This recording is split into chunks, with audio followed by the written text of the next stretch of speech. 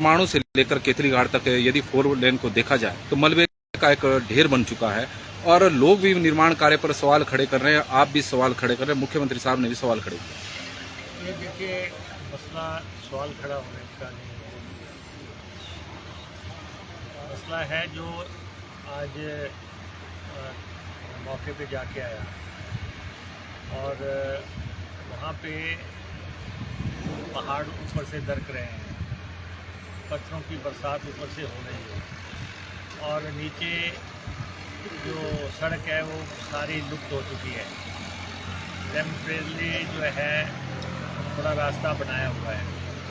तो ये जो चक्की मोड़ की स्थिति है उसका हमने आज जायज़ा लिया और हाईवे अथॉरिटी के लोगों से भी बात हुई। वो तो अभी कह रहे थे कि टेम्परेरी इसको चलाएमान रखने की कोशिश हो रही है कि किसी ढंग से गाड़ियाँ चलाई जा सके, रास्ता खुला रह सके। और अन्यथा जब मौसम ठीक हो जाएगा उसके बाद 30 से 45 दिन लग के ये सड़क दोबारा से बनेगी इस स्थल पे। इसके पीछे भी जो है पहाड़ से मलबा आया हुआ है, साइडों पे पड़ा हुआ है या पत्थर अभी दरक रहे हैं, या इस तरफ को भी सोलन को आते हुए भी बहुत जगह जो है पहाड़ से बोल्डर आए हुए हैं, पत्थर आए हुए हैं। तो ऐसे में लोगों का लगातार ये सवाल है कि ये जो रास्ता था ये कभी बंद नहीं हुआ था। कालका शिमला जो था जब तक 2 लेन था तो ये बड़ा सुदृढ़ रास्ता था। इसको 4 लेन करने का जब फैसला हुआ और उसके बाद जिस तरीके से इसका निर्माण हुआ है और निर्माण में पहाड़ों को अनसाइंटिफिक तरीके से काटा गया है, बेतरतीबी तरीके से काटा गया है। ज़्यादा से ज़्यादा पत्थर निकालने की पहाड़ से कोशिश हुई है ताकि उस सड़क के में जो है बजरी भी उसी से बन जाए, उसी से जो है रिटेनिंग वाल लग जाए, उसी पत्थर से जो है आपके नीचे डंगा लग जाए। तो पहाड़ को इस एंगल से काटा गया कि अब जैसे बरसात हो रही है, थोड़ी सी अधिक बरसात हो गई तो वो ये पहाड़ अभी नए पहाड़ हैं, शैशव काल में है। ये बहुत परिपक्व पहाड़ तो है नहीं। इनका मूल्यांकन किए बगैर जो है उसका कटान कर दिया ठेकेदारों ने जिनको ये सड़कें मिली थी। और इसलिए पहाड़ों में 4 लेन कैसे बने, पहाड़ों में नेशनल हाईवे कैसे बने, इसकी नीति का द्वारा मूल्यांकन करने की तो ज़रूरत है। क्योंकि इस बरसात में अगर सबसे ज़्यादा हिमाचल प्रदेश में रास्ते अवरुद्ध हुए हैं तो वो नेशनल हाईवे अवरुद्ध हो गए, चाहे आप कुल्लू से मनाली तक का ले लें। अभी प्रधानमंत्री जी से उसका उद्घाटन कराने की सोच रहे थे कि अब वहाँ पे नज़र भी नहीं आता कि यहाँ कभी नेशनल हाईवे था भी या नहीं था। यही हाल मंडी से लेके पंडों के बीच में हुआ है, वहाँ भी ऊपर से पहाड़ कैसे दरका है वो। और दूसरी तरफ भी जहाँ जहाँ ये नेशनल हाईवेज बने हैं वहाँ ये समस्याएं खड़ी हुई हैं और रास्ते पूरी तरह अवरुद्ध हुए हैं और हज़ारों करोड़ रुपए का नुकसान जो है हाईवे अथॉरिटी का भी हुआ है। तो कुल्लू मनाली में तो आप देख रहे हैं कि अगर साइड से उसमें जो है चैनलाइज करके उसको बनाते तो शायद वो बच जाता एरिया और इलाका भी बच जाता, लेकिन सड़क भी नहीं बची और साथ में सब कुछ बहा के ले गई। तो ये तो स्वाभाविक ही है कि हालांकि आने वाले समय में इस पर चर्चा होगी। अभी तो हाईवे अथॉरिटी को अपने बड़े ऑफिसर्स को यहाँ बैठाना चाहिए, इन रास्तों को दोबारा से चलाने के लिए जो भी कदम उठाने हैं वो उठाए जाने चाहिए। लेकिन ये चक्की बोर्ड का जो स्थिति है यहाँ तो लगातार ही जो है अभी रास्ता खोलते हैं आधे घंटे में फिर जो है पत्थर बंद हो जा रहा है, पत्थर आ जा रहे हैं। तो इसलिए किस ढंग से सड़कों को देखना है, कैसे नदी के किनारे निर्माण को देखना है, कैसे दूसरे कार्य देखने हैं, और उसका कॉल तो लेनी पड़ेगी। हिमाचल प्रदेश एक पहाड़ी प्रदेश है। पहाड़ी प्रदेश का विकास का मॉडल क्या होगा जब बड़े विकास करने हैं।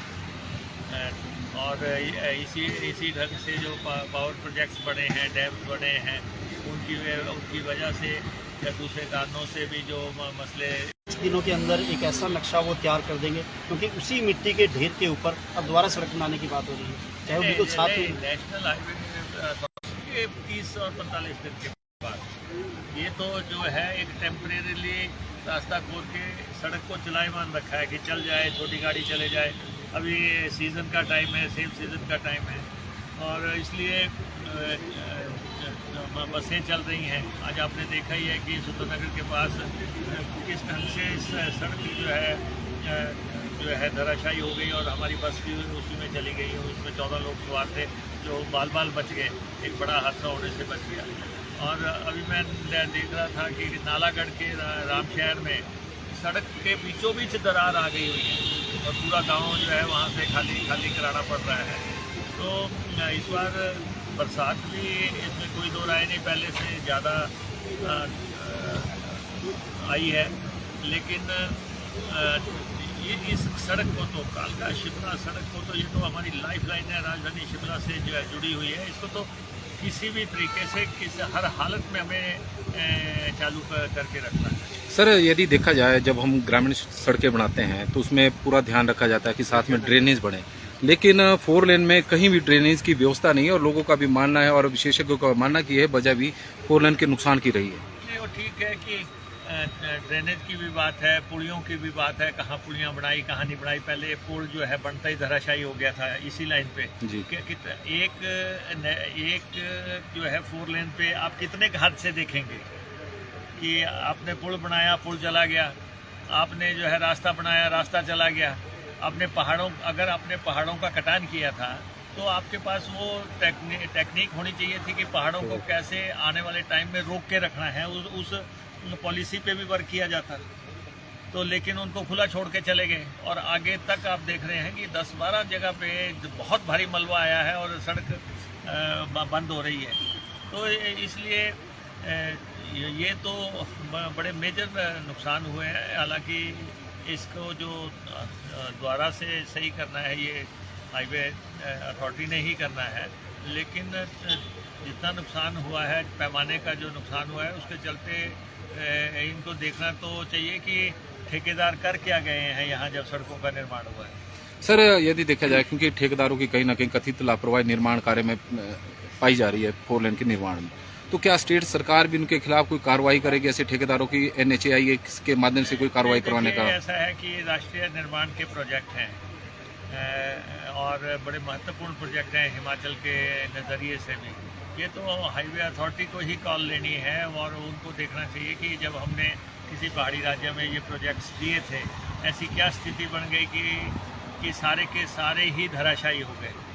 अगर कुल्लू मनाली जैसा पर्यटक स्थल जो है, वहाँ जाने का कोई पूरा रास्ता ही बह जाता है, और अगर शिमला जो है राजधानी है, अगर उसको जाने का रास्ता जो है महीने भर तक जो है अवरुद्ध हो जाता है, तो उनको ये तो देखना चाहिए कि हमने जो किया है उसमें कहाँ शॉर्टकमिंग्स रह गई हैं, कहाँ से खामियां रही, या जो है प्रोजेक्ट रिपोर्ट बनाते इसमें आगे को क्या करना है, तो सारा मूल्यांकन करने की ज़रूरत है। सर, अब तक HRTC को कितना नुकसान हो चुका है? हमें HRTC को रोज का 30 से 35 लाख रुपए का नुकसान हो रहा है सड़कें अवरुद्ध होने की वजह से। क्योंकि ऐसा है कि हम 3200 बसें चलाते हैं, 3600 रूट्स पे बसें चलती हैं, और एक दिन में अगर 1000 1200 रूट नहीं चलेंगे, इतनी सड़कें अवरुद्ध हो जाएंगी।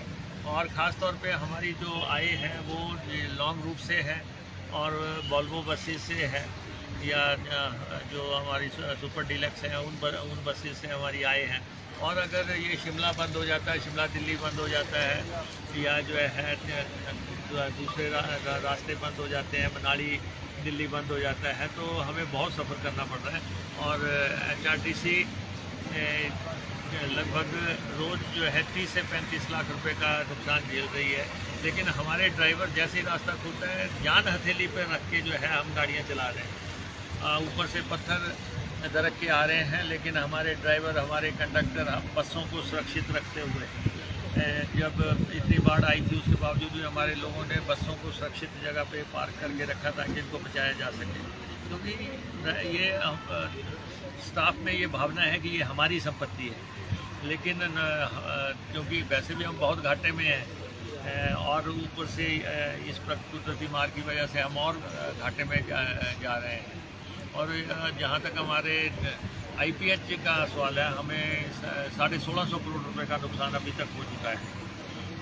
और हमने केंद्रीय मंत्री से अभी मैं मिल के आया हूँ दिल्ली में, हमने उनसे कहा है कि आप जो है 1650 करोड़ का कम से कम हमें 500 करोड़ रुपए तो जारी करें। हमारे आप जो जल जीवन मिशन की बिल्कुल नई स्कीमें जो हैं पूरी की पूरी बह गई हैं, और उसके बाद सिंचाई की स्कीमें बह गई हैं, हमारी सीवरेज पूरी तरह जो है गाद से भर गई है, हमारी ड्रेनेज प्रभावित हो गई हैं। क्योंकि हम पानी, आप एक बार देखें कि इतना कुछ कुदरती मार के बावजूद हमारे कर्मचारियों ने, हमारे ऑफिसर्स ने दिन रात काम करके पूरे हिमाचल में पानी को चला के रखा है। हमने चाहे अल्टरनेट सोर्स लगाया है, चाहे हमने टैंकर से दिया है, चाहे हमने जो है हैंडपम्प को एनर्जाइज किया है, चाहे किसी दूसरी स्कीम को घुमा के हमने जोड़ा है, लेकिन आज हम पूरे हिमाचल को पानी दे रहे हैं। आप देख रहे हैं पानी को लेके ऐसा हाहाकार नहीं है, और जहाँ भी हमें मिल रहा है सूचना, वहीं पे हम अधिकारियों को, कर्मचारियों को भेज रहे हैं। एक व्हाट्सएप भी आता है तब भी हम लोगों को भेज रहे हैं। और हमारे कर्मचारी जो है उफनती नदियों में जो है कूद के उन्होंने वहाँ पे जो है पाइपें जोड़ने के लिए जो वेल्डिंग्स वगैरह होनी थी, पानी में जाके वो किए हैं। और ऊपर से पानी चल रहा है फिर भी पाइपें जोड़ रहे हैं, नदियों में जाके जोड़ रहे हैं, गाद में कूद रहे हैं। तो कर्मचारियों ने बहुत अच्छा काम किया, फ्रंटलाइन वर्कर्स ने बहुत अच्छा काम किया, तब जाके आज पानी को लेके जो है पूरे प्रदेश में शांति बनी हुई है। और हम 24/7 मॉनिटर सर केंद्र सरकार से कितना सहयोग और सहायता रही? देखिए, हमने पहली बात तो यह है कि कुल्लू मनाली में ब्यास की चैनलाइजेशन की योजना पे काम करना पड़ेगा, और वो 1700 करोड़ रुपए की योजना है।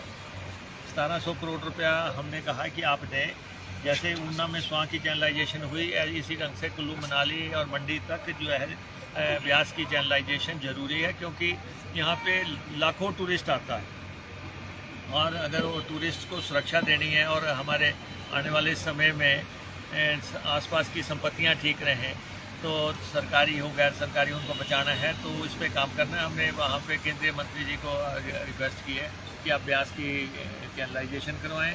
दूसरा, आप हमें फंड्स दें, और हमारे वैसे भी प्रोजेक्ट हैं, कुछ प्रोजेक्ट दिल्ली में फंसे हुए हैं, जैसे कांगड़ा का फीना सिंह प्रोजेक्ट है, 646 करोड़ रुपए का प्रोजेक्ट है, 300 कुछ करोड़ रुपया हमें चाहिए। वो पैसा दिल्ली जारी करेगा तब वो प्रोजेक्ट कंप्लीट होगा। और उसके बाद सूखाहार प्रोजेक्ट है, उसके लिए हमें पैसा चाहिए। बीत एरिया के इरिगेशन के प्रोजेक्ट्स हैं, कुटलहड़ के प्रोजेक्ट्स हैं, जो भी प्रोजेक्ट्स दिल्ली गए हुए हैं, हम उन सब के लिए जो है उनसे रिक्वेस्ट करके आए हैं। और हमने कहा हमें लूज़ मनी दो, खुला पैसा दो, ताकि हम कम से कम इस मौके पे फ्लेक्सी फंड दो हमें, ताकि हम कम से कम इन योजनाओं पे पैसा लगा सकें। ये तो हम इंटरनलाइज करके स्कीमें चला रहे हैं, तब ज़्यादा वो पता नहीं लगता कि हम कह रहे हैं कि जहाँ भी हमारे पास मटेरियल मौजूद है वो उठा के दूसरी तरफ लगा दो, लेकिन खर्चा हमारा बहुत ज़्यादा हो गया। हम 250-300 करोड़ रुपया तो खर्च चुके हैं इन स्कीमों को बहाल करने के लिए। सर, यदि हम फोर लेन की बात करें, जो फोर लेन का नुकसान हुआ है परमाणु से लेकर केतली घाट तक, तो NHAI के अधिकारी बड़े आए हुए थे, RO थे, तो उनका कहना था कि हिल एरिया में उनका यह पहला प्रोजेक्ट था, और इस प्रोजेक्ट से उन्होंने बहुत कुछ सीखा है, लेकिन उनके सीखने के चक्कर में हिमाचल मलबे का ढेर बन गया। देखिए, ये इसमें कोई दो राय नहीं है कि ये सड़क हमारी हमेशा से सुरक्षित रही है। ये चंडीगढ़ शिमला लाइफलाइन जो है हिमाचल प्रदेश की, इस सड़क में कभी दिक्कत नहीं आई थी। जैसे आज चक्की के पास स्थिति बनी हुई है कि 1 महीने से रास्ता दरकता जा रहा है, तो हम तो कह रहे हैं कि इसके बारे में ये इनको रिव्यू करना चाहिए कि पहाड़ जहाँ भी काटने हैं, पहाड़ों में कहाँ पे टनल्स लेनी है, कहाँ पे रास्ता बनाना है, डंगे कहाँ से उठाए जाने हैं। और ख़ास तौर पे पहाड़ों का कटान जो है ये लालच में हुआ है। कि पत्थर निकालना है। ये जब मैं इंडस्ट्री मिनिस्टर था, माइनिंग मिनिस्टर था, उसमें मैंने इस सड़क को लेके जो है ऐतराज़ भी जताया था। मैंने उसमें कहा था कि आप जो है पहाड़ को काट रहे हैं, आप पत्थर इतना निकाल रहे हैं कि बाहर को भी भेज रहे हैं, सड़क के निर्माण में भी लगा रहे हैं, रिटेनिंग में भी लगा रहे हैं और नीचे भी लगा रहे हैं, और इससे आपका रास्ता तो बन जाएगा, आपको सस्ता कुछ इनकम भी हो जाएगी, लेकिन हमारे पहाड़ जो हैं वो असुरक्षित हो जाएंगे, और आज वो स्थिति सामने आ रही है। सर, भारतीय जनता पार्टी ने कल हिमाचल की कानून व्यवस्था पर सवालिया निशान किया। क्या कहेंगे? ये देखिए, भारतीय जनता पार्टी विपक्ष में है, अब वो बाहर हैं, कुछ तो करना ही है, कुछ तो करेंगे। जिंदाबाद मुर्दाबाद। सरकार से सर, वैसे एक क्वेश्चन है सर, लोकल क्वेश्चन। सोलन की मांग बार बार उठी है, यहाँ पानी सस्ता ये हमारे अधीन नहीं है ना। विशाल भाई की हुए ना सर। और पंजाब केसरी टीवी देख रहे सभी दर्शकों का स्वागत है। और उप मुख्यमंत्री मुकेश अग्निहोत्री जी से हमारी बात हो रही थी, जिन्होंने थोड़ी देर पहले ही चक्की मोड़ का निरीक्षण किया और 4 लेन के निर्माण पर उन्होंने सवाल खड़े किए हैं और एक बेहद गंभीर आरोप उन्होंने लगाया है कि जिस तरह से कटिंग की गई है 4 लेन निर्माता कंपनी द्वारा, वो एक लालच में की गई है ताकि पहाड़ों से पत्थरों को निकाला जा सके, और ज़्यादा से ज़्यादा पत्थर वहाँ से निकाले गए, कुछ बाहर भेजे गए, कुछ उन्हीं दंगों पर लगाए गए और उसी से बजरी तैयार की गई कि ज़्यादा से ज़्यादा ताकि पैसे को बचाया जा सके, कुछ पैसे को कमाया जा सके। और उसकी वजह से सड़क तो बनकर तैयार होगी, लेकिन पहाड़ दरकने शुरू हो गए हैं। और यही वजह है कि हिमाचल प्रदेश में NH पर जिस तरह का भूस्खलन हो रहा है, उसके वजह असली अवैज्ञानिक तरीके से पहाड़ की कटिंग करना है। और कटिंग की उन्होंने वजह बताई है कि पत्थरों को निकालने के लिए इस तरह की कटिंग की गई ताकि उन पत्थरों को डंगों में लगाया जा सके और उन पत्थरों को दूसरे राज्यों में भेजा जा सके जहां पर उनके प्रोजेक्ट चले हुए हैं, और उन्हीं पत्थरों को पीस कर यहाँ पर रेत तैयार किया गया, और जिसकी वजह से इस तरह के पहाड़ अब दरक रहे हैं। पंजाब केसरी टीवी के लिए नरेश पाल की रिपोर्ट।